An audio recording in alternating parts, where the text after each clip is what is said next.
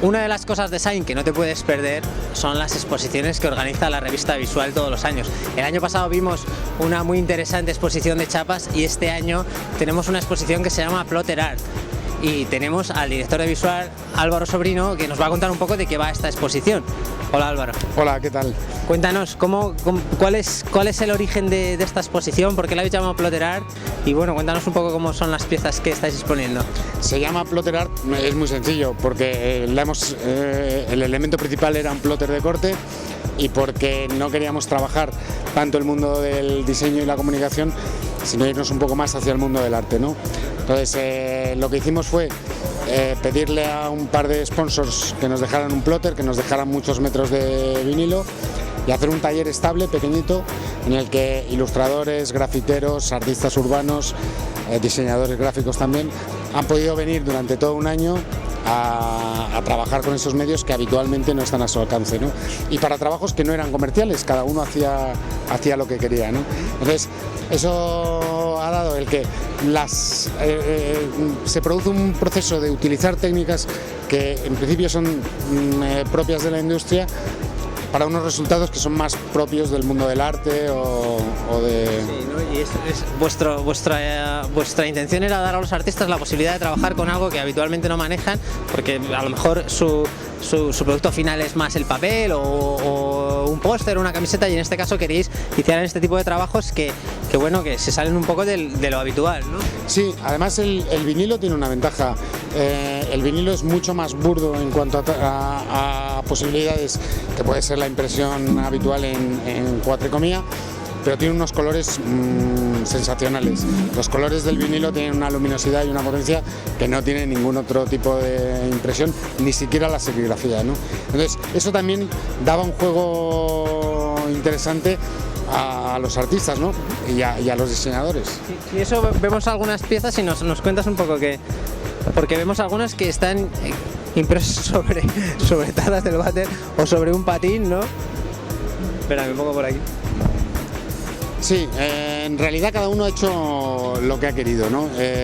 Y se nota mucho que cada uno ha tirado a lo que le gusta, ¿no? Entonces, pues por ejemplo, el trabajar con tablas de snowboard se había hecho con impresión digital, pero no teníamos constancia de que se hubiera hecho nunca con vinilo de corte, ¿no? Y los colores son mucho más potentes que los que habitualmente se utilizan. Hay trabajos sobre puertas de nevera, esta es una puerta de nevera de desguace, vieja. Hay joyas que son hechas con trocitos de vinilo. Hay incluso poesía conceptual, este es un trabajo buenísimo. Esto es en realidad la canción del pirata de Espronceda, pasada por el traductor de Google muchas veces, en distintos idiomas. Entonces se genera un texto que no tiene sentido, pero que es especialmente sonoro, ¿no? Y bueno, al final hay que darle una forma plástica, que ha sido esta, en una helvética bastante dura, y está el soporte, son, hurgando en esa relación con la industria, el soporte son las bolsas en las que vienen los cartuchos de tóner de las impresoras. Es decir, que hurgando en esa historia, ¿no? Las piezas de los ubus, por ejemplo, que son los sabores amargos de los ubus, esa es mía. Tiene por un lado una parte de denuncia, lógicamente, pero luego en el subus grande de arriba hay una parte de investigación, de utilizar el vinilo como plantilla en lugar de utilizarlo como soporte.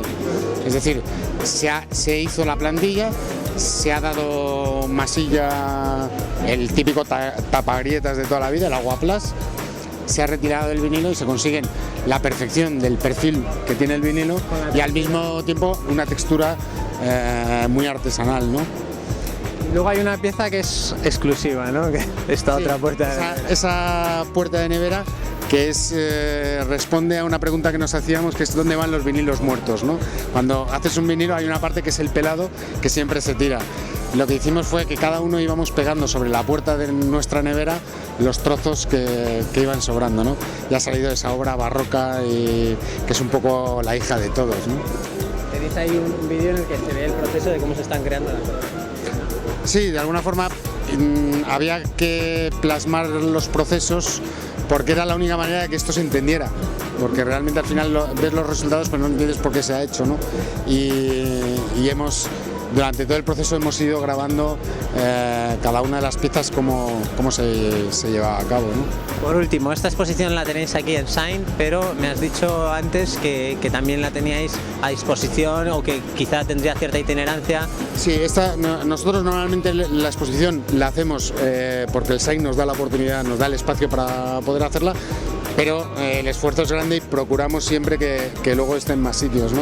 La del año pasado estuvo en Barcelona, estuvo en Irún, en Ficova, y esta, pues si nos la piden en algún sitio, viajará también. De alguna forma, al final estas cosas se hacen sobre todo por divertirnos y para que la gente luzca su potencial creativo, que es un poco... Sí, bueno, y creo que le dan un punto a este tipo de salones bastante interesante para que vayan más allá del producto, de las máquinas, ¿no?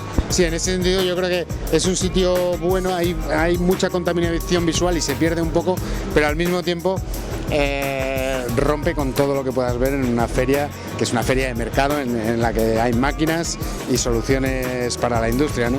Entonces creo que esto es una especie de remanso de paz o de guerra, no lo sé. Vale, efectivamente. Gracias, Álvaro. Gracias, Dani. Gracias a ti.